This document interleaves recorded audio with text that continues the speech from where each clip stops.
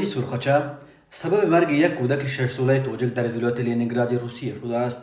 این کودک را شام 25 ینور سال 2023 در حالت وزنین از شهرک زاپولیه به بیمارستان کودکانه شهر ویبورگ آوردند.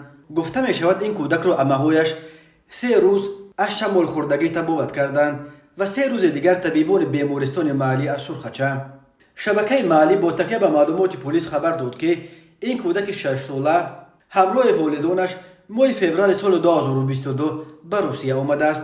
والدانش مقصد آمدن خود را گرفتن شهروندی روسیه نشان داده بودند، اما مادرش که 41 سال دارد بعد چندی به تاجیکستان برگشته است و کودک تحت نگهبانی دو عمه‌اش قرار داشت که یکی 43 ساله بوده و دومیش 34 ساله داشته است.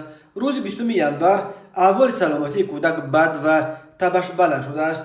امه‌هایش با این گمان که او شمال خورده است کودک را چند روز دارو و دوای ضد تب بلند دادند، ولی دارو فایده نکرد و تبش پست نشد. روز 23 ینور امه‌هایش کودک را به نقطه فلشری و اکوشری واقع در شهرک همسایه پولیانی بردند. طبیبان بیماری او را سرخچه برآورده برای طبابتش چند دارو نوشتند، ولی روز 25 ینور احوال کودک وزنی شده است و عمه‌اش ساعت 14:25 به یاری تاجیلی زنگ زده است.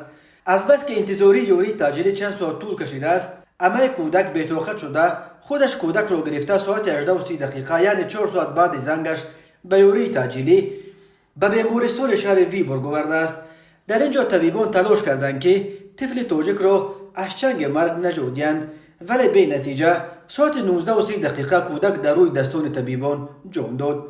حالا کمیته تندرستی ولایت لنینگراد به تفتیش این قضیه آغاز کرده است. مواد جمع شده را برای تحقیق همچنین به کمیته تفتیشات سپردند. جسد کودک را برای تشخیص و سبب مرگش به مرگ فرستادند.